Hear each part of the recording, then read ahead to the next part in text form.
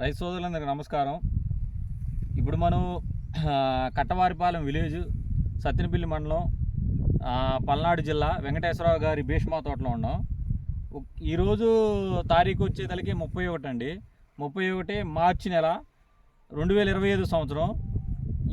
ఈరోజు కూడా భీష్మా తోట ఒక్కసారి చూడండి. భీష్మా తోట కూడా నవంబర్ నెల, డిసెంబర్ నెలలో ఏ విధంగా ఉండిద్దో అదే విధంగా ఉందండి తోట.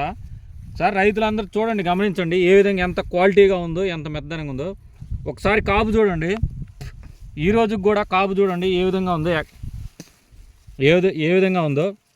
ఇప్పుడు ఈ మొక్కనే కాదు, ప్లస్ ఈ మొక్కనే కాదు, ఇదిగో చూడండి, ఏ మొక్క అయినా కానీ కాపు ఏ విధంగా ఉందో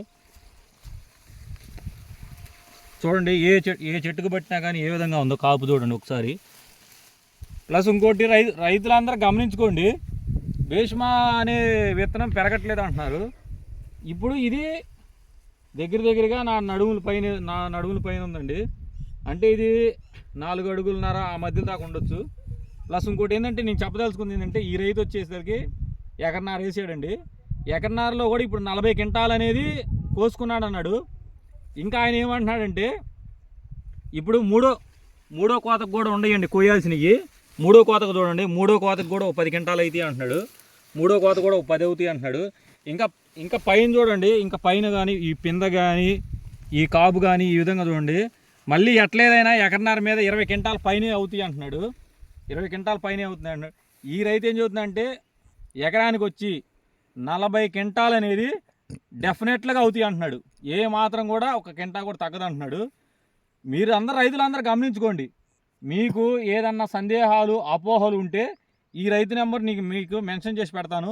లేదనుకున్నా మీరు రైతులు ఎవరైనా చూడాలనుకుంటే ఈ గ్రామం వచ్చి మీరు ఈ చేను చూడండి.